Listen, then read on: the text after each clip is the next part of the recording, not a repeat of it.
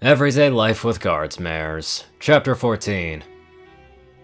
Honor Bound's point of view. The Royal Engineer folded his arms in front of his chest. Pare sabo. I'm afraid I haven't been introduced to this particular custom. Would you care to elaborate? Lieutenant Killfeather placed one hoof on his chest and gave a shallow bow. Well, certainly, sir. I will happily rectify your ignorance of this topic. Anonymous allowed the insult to pass unchallenged, the expression on his face impassive, almost stern. The pare sabo is an old custom of the warrior nobility, one of the ritual combats allowed even in peacetime, along with the more familiar tournament. In a pare sabo, a group of honorable warriors take it upon themselves to seize an important bottleneck on the road, such as a bridge, city gates, or mountain pass. Commoners are permitted free travel, but any noble pony wishing to go by must first challenge the holders to combat. A victory over the pass holders ends the event in a triumph and allows the noble to go on their way. Otherwise, the pass holds, often piling up with battered soldiers ready for a second round, where more of their fellows arrive.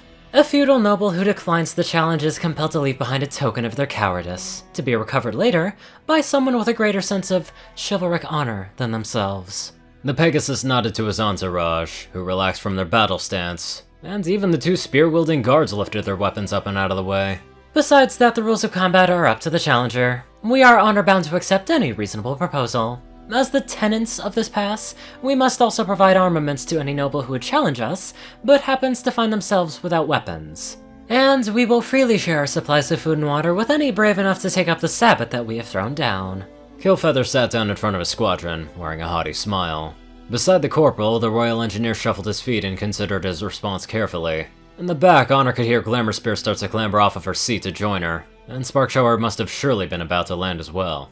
Anonymous unfolded his arms, placing one hand on his hip while showing the other to the bridge holders with an open palm. Well, thank you for the explanation, Lieutenant. It sounds like you've undertaken a magnificent enterprise, and I wish you luck. However, I'm compelled to point out the fact that I am not a member of the warrior feudal nobility of Equestria, and I therefore ask that you allow me to pass unmolested. The lieutenant grinned. Not a member of the feudal nobility? No, sir. I think that you are. He pointed a hoof at the Royal Engineer. You are a member of Princess Celestia's Privy Council, sir, which by ancient custom must consist exclusively of trusted nobility. When Her Majesty the Princess appointed you to the position, did she not declare you Lord Anonymous Royal Engineer before the day court? Anonymous placed his other hand on his hip. I believe that she did, yes. I was told that it was an ancient title, and wouldn't be used in normal circumstances. Killfeather spread his forelegs. See? Though an honorific, the time is not long past when we would be compelled to address you as Lord Engineer, and likewise Lord Chancellor, etc. Glancing at the Royal Engineer, Honor saw him smile. Well, if I am noble, sir, then I must point out that I am no warrior lord, and I think the same could be said of the Chancellor since you brought him up. One of the Pegasi giggled at the little joke, before getting a stern glance from Killfeather. If he were here, sir, then we would challenge the good Chancellor as well. But if you are not a warrior lord, then why do you travel with soldiers under your command? Glamour Spear slowly walked up on Honor's other side, and she could hear the beating of wings as Spark Shower started to hover on the far side of the draft ponies. It would seem, sir, that a royal majesty had not only ennobled you, but provided you with the retainers that a noble of your station rightfully deserves. And if you feel unable to fight in person, then there would be no shame in sending your house warriors to do battle in your name. The Royal Engineer inhaled deeply, apparently considering how to reply. As the seconds wore on, Glamour Spear shook her head and lost her patience. This is such a load! What's your game, Valiant? Nobody staged a pare sabo in a century or more! Valiant Killfeather.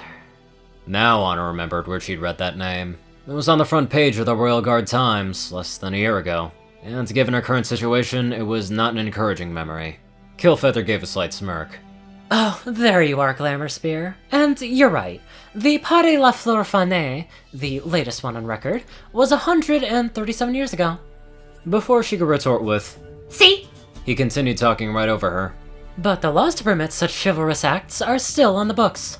Glamour Spear growled and pointed an angry hoof at the tents and pavilions. Oh, la schmaz! You must have pulled some pretty big strings to get this all thrown together in such a hurry. Valiant smiled and shook his head. Oh, no, not at all. You'd be surprised how eager the supply depot officers were to help out.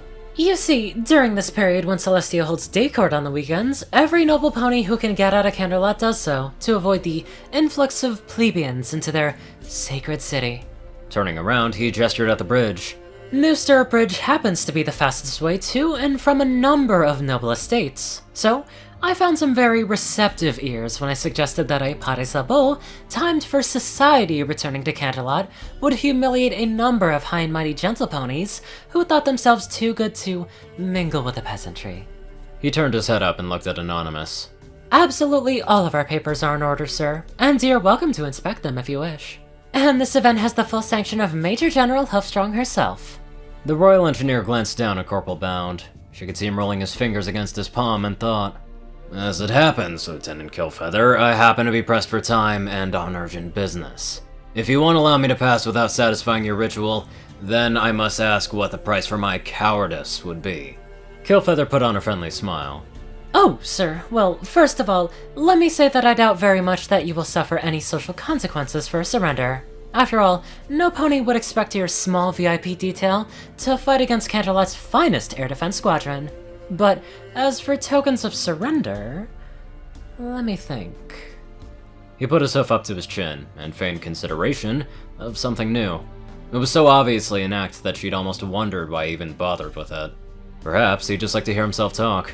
Well, traditionally, the tokens are something martial, but not essential for personal defense, so for your cowardly refusal to face us, we will take... He pointed at Glamour Spear. Her fancy helmet. She growled, and he swung his hoof to point at Anonymous. One of your fine white gloves, sir. And then he swung his hoof all the way out over to point at Spark Shower. And her. Spark Shower gasped. Wait, me? Before any pony could say anything else, Glamour Spear exploded next to Honor. Wait, her? Why, you low-life, dirty-dealing, full of a bit... Anon looked down at the corporal and shook his head with a stern expression, so she elbowed Glamour Spear in the flank. She took the hint and shut up.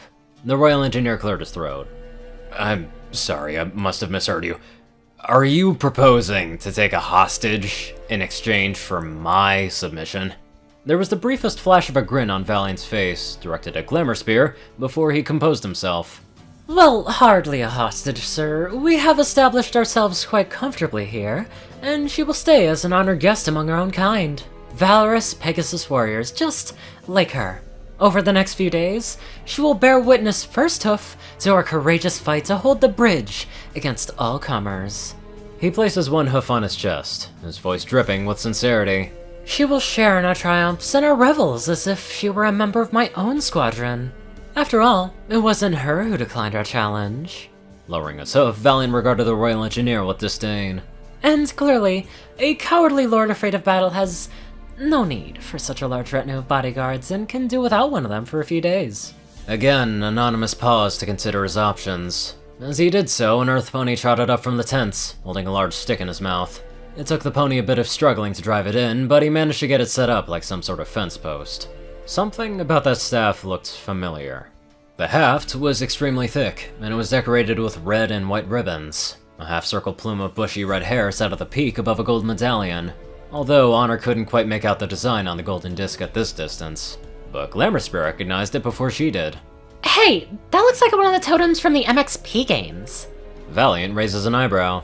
That's because it is one of the totems from the MXP games. We have taken the liberty of borrowing it. His answer only set Glamour Spear off again. Oh, so conning the ponies at the supply depot wasn't enough, so now you're stealing magical artifacts right out of the Champions Hall? Not at all. He nodded his head at the Pegasi behind him, and they all gathered around the totem. You're looking at the winners of last year's Grand Melee. These are the moments where I wish Anon had pies in his hands, one for each, and then he threw both of them right at his face. That would be so nice.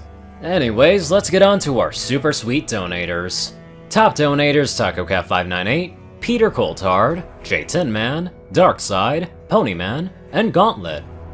Zar630, Strix, Raiden, Black Moonheart, Drake Lovedragon, Dospo, Delta Omega, Runetype9852, Hunter Norman, Dash of Evergreen, Rhyny Dragonwolf, Secret Moon, Tal Rasha, The Toilet Snake, Sword Brother and Mordred, Ronin Wandering, Random Person Man Guy, Easy, Jack Cadge, Skyuchia, Leslie Prickett, Jordan Peterson, Crimson Kitten A9, Lightskin, Monster Kitty, Madman Stan, Starlight Glimmer, Lightning Blitz, Squiddy Boy, David E. Sanchez, Soul Dragon, Gaggy, Trey, Shadow Drake, Joe Piercy, Alex F., Rainbow Dash, Teal'ca Anderson, TV Killer, John Becker, Leon Reynolds, Raven Speedster, Zach Rakau, Mystery CU, Edgar Garcia, One Kingdom 1, Nissa Rusan, Vazuri, Dyslexic Character Sheets, Just a Random Boy, Hodrick Plincart, A Crazy Person, Ponyman365, Neapolitan, 6 of 9, Shotfire, and Stamp. Thank you all very much for watching this video, and live life to the fullest.